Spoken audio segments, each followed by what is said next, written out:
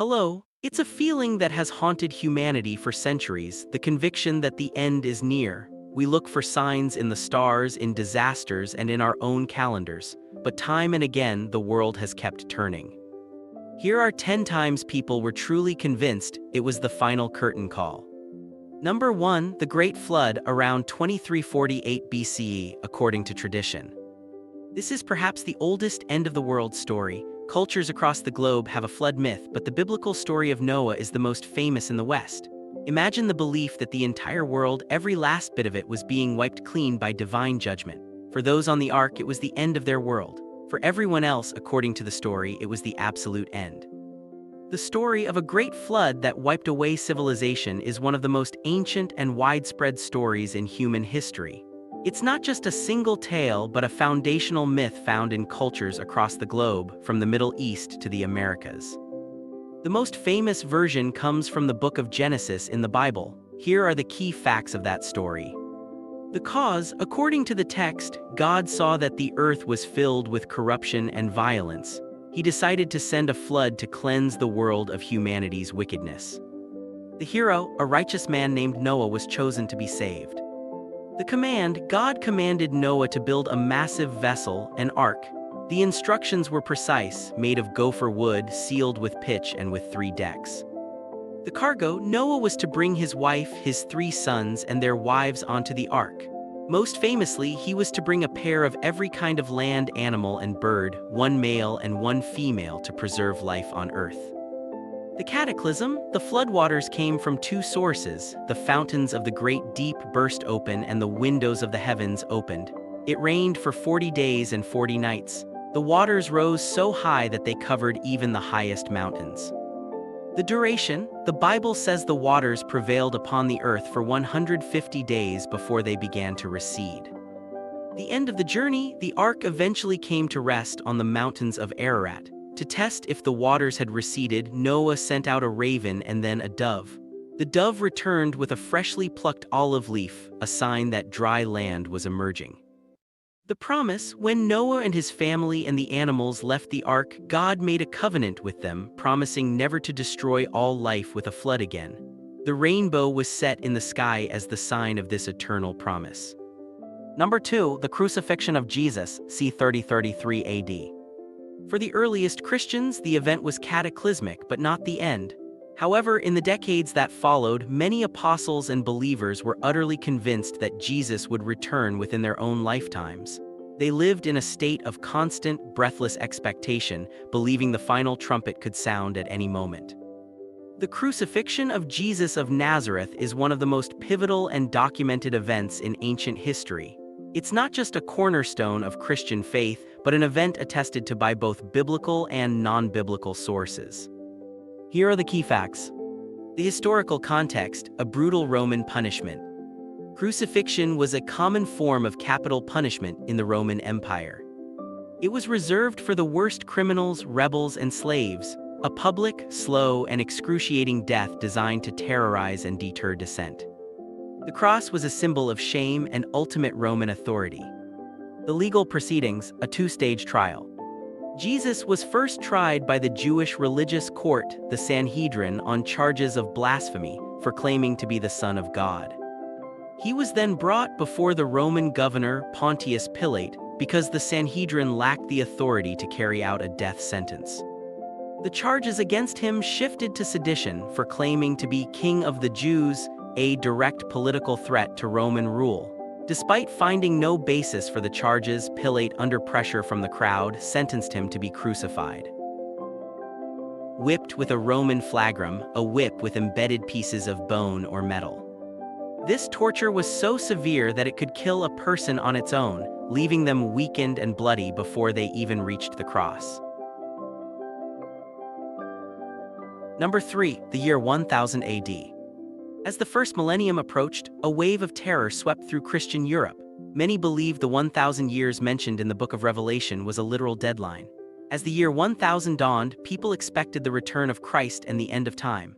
They abandoned their fields, gave away their possessions, and flocked to churches to await the end, which of course never came. Number 4. The Black Death, 1340-1353. This wasn't a prediction, it was a living apocalypse. The plague wiped out an estimated half of Europe's population. Entire villages vanished. To people living through it, this wasn't just a disease, it felt like the wrath of God or the literal collapse of society. For millions, it was the end of their world. Imagine a disease so swift and so vicious that it could wipe out a village in weeks. A fever that would mark its victims with hideous, oozing swellings and leave them dead in a matter of days. This wasn't a scene from a horror movie, this was the reality of the Black Death, the most devastating pandemic in human history. Here are the facts. What was it, the grim reality?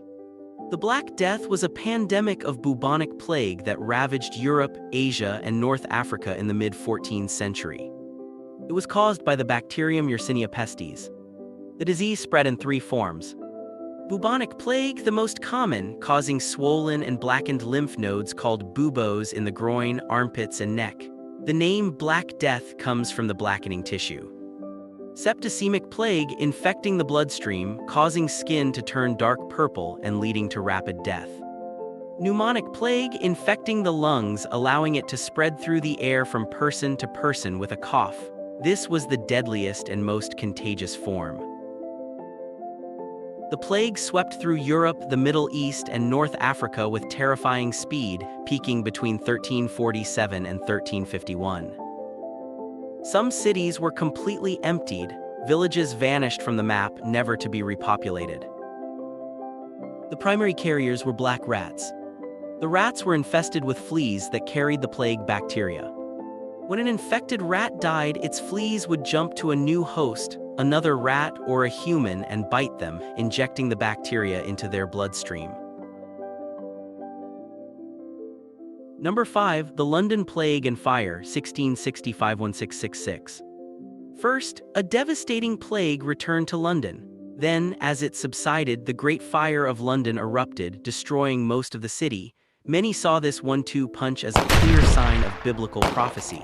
The combination of pestilence and fire felt like the opening acts of the Book of Revelation. Number 6. The Millerites and the Great Disappointment, 1844. A Baptist preacher named William Miller calculated, based on prophecies in the Book of Daniel, that Jesus would return on October 22, 1844. Thousands of his followers, known as Millerites, sold their homes and farms and gathered on hilltops in white robes.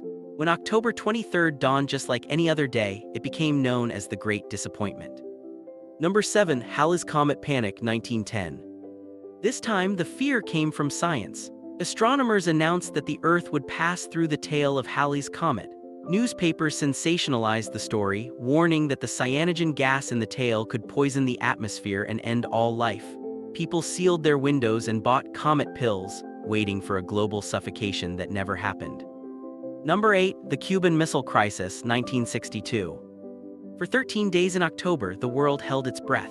The standoff between the US and the Soviet Union over nuclear missiles in Cuba brought the planet closer to all-out thermonuclear war than it has ever been.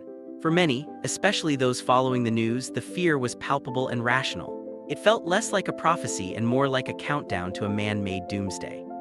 Here are the facts of that terrifying standoff. The setting, a world of tension. The crisis was a direct result of the Cold War, the ideological and political struggle between the capitalist United States and the communist Soviet Union. In 1959, Fidel Castro had taken power in Cuba and aligned his country with the Soviet Union, just 90 miles off the coast of Florida. This was a major strategic threat to the United States. The discovery, the secret missiles. In the fall of 1962, U.S. intelligence became suspicious. American U-2 spy planes flew over Cuba and took thousands of photographs. On October 14, 1962, the photos provided undeniable proof. The Soviets were secretly building launch sites for medium-range and intermediate-range nuclear missiles in Cuba. These missiles could have hit most major U.S. cities, including Washington, D.C. and New York, with virtually no warning. Kennedy and his advisors, known as ExComm, the Executive Committee of the National Security Council, debated how to respond. An immediate airstrike could lead to war. Doing nothing was unacceptable. On October 22, President Kennedy went on national television and announced the discovery to the world. He declared a quarantine, a naval blockade of Cuba to prevent more Soviet weapons from arriving. The world watched and held its breath. U.S. naval ships encircled Cuba and Soviet ships carrying more missiles steamed toward the blockade line. It was a direct, eyeball-to-eyeball confrontation. The peak of the crisis, the closest we came. The situation reached its most dangerous point on October 27, a day known as Black Saturday. A U-2 spy plane was shot down over Cuba, killing the pilot, Major Rudolf Anderson. Another U-2 accidentally strayed into Soviet airspace near the North Pole, nearly provoking a Soviet response. For hours, it seemed that any move could trigger a chain reaction leading to nuclear war. The crisis ended on October 28, when Khrushchev announced the withdrawal of the missiles. The immediate threat of war was over, but the impact was profound. Both superpowers realized how close they had come to mutual destruction. A direct hotline was established between Washington and Moscow to prevent future miscommunication. Number 9. Y2K, the year 2000. As the year 2000 approached, a different kind of fear emerged, a technological one. Experts warned that older computers, which used 2 digits for the year, would read 0 as 1900, causing a massive digital crash. People feared planes would fall from the sky, power grids would fail, and nuclear missiles might launch on their own. While some problems were real and fixed by huge effort, the widespread societal collapse never materialized. Number 10. The Mayan calendar, end date, 2012. According to a misinterpretation of the Mayan long count calendar, December 21, 2012, marked the end of a 5,126-year cycle. Pop culture exploded with theories of a galactic alignment, a hidden planet called Nibiru, or a pole shift that would destroy civilization. The date spawned countless books, documentaries, and even a major Hollywood movie. When the day arrived, it was, for most, just another Friday. Here, what you need to know. It's not one calendar, but a system of calendars. The Maya didn't have a single calendar. They used several cycles that worked together like interlocking gears in a cosmic machine. The 3 most important ones were the Tzolk'in, the Hab, and the long count. The sacred 260-day cycle, the Tzolk'in. This was the most sacred calendar, used for religious ceremonies, astrology, and naming children. It was made of 20-day names and 13 numbers. Think of it like 2 rotating gears, one with 20 teeth and one with 13 teeth. It took 260 days for a specific combination to repeat. Your day of birth in the Tzolk'in was considered your destiny. The vague solar year, the Hab. This was a 365-day solar calendar, similar to our own, used for agriculture and tracking the seasons.